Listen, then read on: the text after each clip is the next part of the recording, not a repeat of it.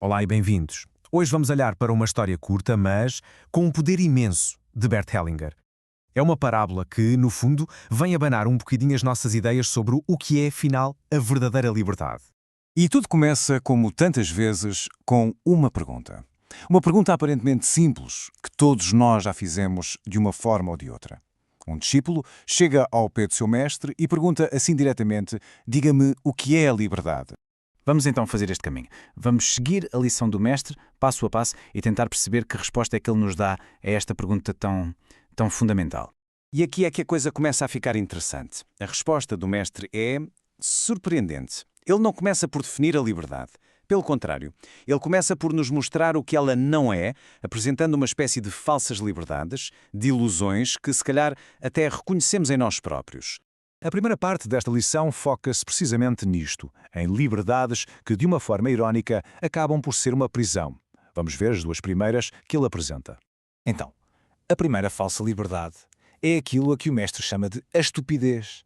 Mas atenção, isto não tem a ver com falta de inteligência, nada disso. Trata-se mais de uma rebelião impulsiva, sabem?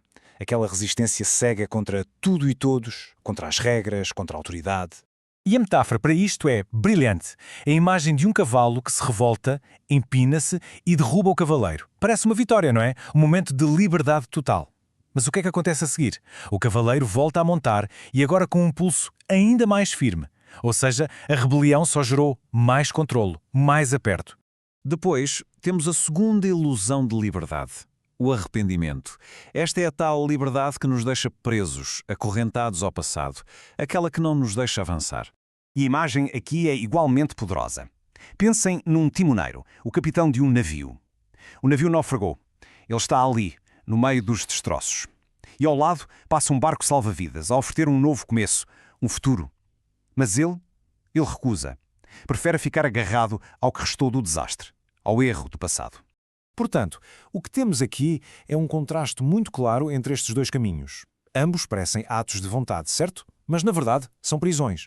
Lutar contra alguma coisa, como faz o cavalo, ou ficar agarrado a alguma coisa, como faz o timoneiro, no final o resultado é o mesmo. Um leva a mais controlo, o outro deixa a pessoa presa no meio do desastre. E é agora que a história dá uma volta. Chegamos ao momento em que o mestre nos vai mostrar um tipo de liberdade completamente diferente.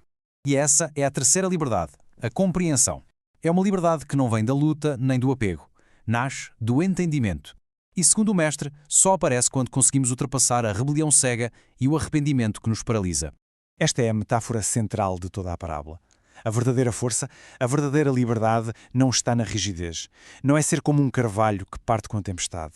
É ser como o caule de uma planta, que se dobra com o vento. É por se ceder, por ser flexível onde é fraco, que ele consegue sobreviver e ficar de pé. Mas o discípulo, se calhar como muitos de nós, sente que ainda falta qualquer coisa.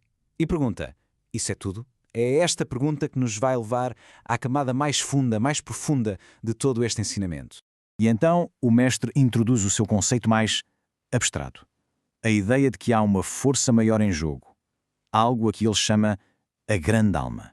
E aqui a perspectiva muda radicalmente. O foco deixa de ser a nossa luta individual por liberdade. A ideia é que não somos nós, a pessoa, que busca a verdade. É essa inteligência maior, essa grande alma que busca através de nós. E tal como a natureza, esta força permite erros, permite falhas, sabendo que pode simplesmente substituir as peças que não estão a servir o seu propósito maior.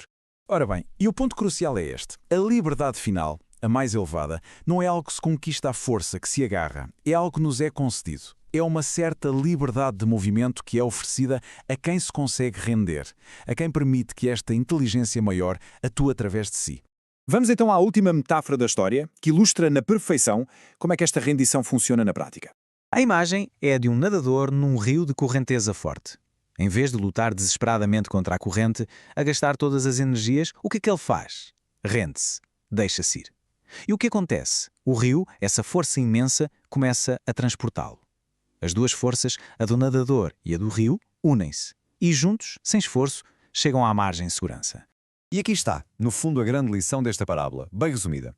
A verdadeira liberdade não é passar a vida a lutar contra a corrente, mas sim alinhar-se com ela, unir-se à sua força. E terminamos com esta ideia, para ficarmos a pensar. A parábola de Hellinger vira completamente ao contrário a nossa noção de liberdade. E se, no fim de contas, o caminho para sermos verdadeiramente livres não for através do controlo, da luta, da resistência, mas sim através da confiança e da rendição?